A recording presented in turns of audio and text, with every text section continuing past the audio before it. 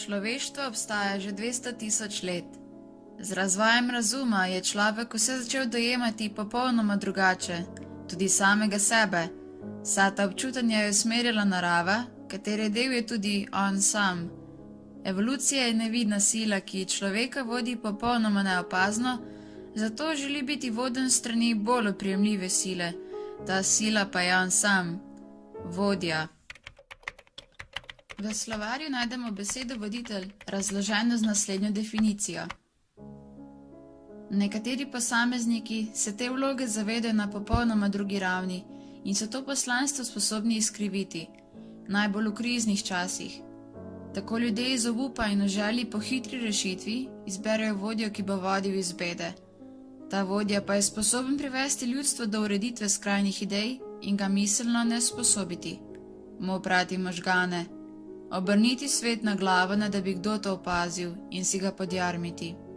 Tako na povsem legitimen način postanejo diktatorji. Zakaj do te človeške naivnosti sploh pride in kakšne so njene posledice? Prvi vzrok je materialna usmerjenost ljudi. Imeti v rokah denar, ki ti uresniči vse želje. Te so lahko tako velike, da je človek pripravljen sočloveku krasti ali celo ubijati.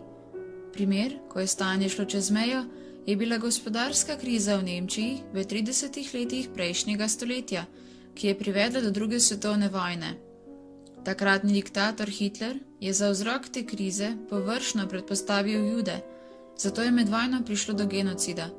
Torej je vse skupaj vodila ideologija le enega človeka, ki je odkril domnevno instant rešitev problema. Tako je umrlo 6 milijonov Judov ter 50 do 80 milijonov vojakov in civilistov. Še en razlog je človekova psihološka predispozicija. Razvoj znanosti je mogoče poglobljeno raziskovanje psihologije množic, ki pa je bila izkoriščena, in sicer za manipulacijo množice. Tisti, ki so to izrabljali, so se ravnali po naslednjem načelu. Mach die Lüge groß, mach sie einfach, wiederhol sie immer wieder und letztendlich wird man sie glauben. Tu pa je imela glavno vlogo propaganda. Zavedali so se moči domoljubja ljudi in to s pridom izkoriščali. Edini pogoj, ki mora biti predhodno izpolnjen, je miselna in čustvena zaposlitev naroda. To so dosegli z množičnimi shodi, filmi o tem, kakšen mora biti na primer pravi arjec, in kulturnimi dejavnostmi. V 21. stoletju pa je diktatorstvo na globalni ravni večinoma omejeno, saj vlada euforija nad demokracijo.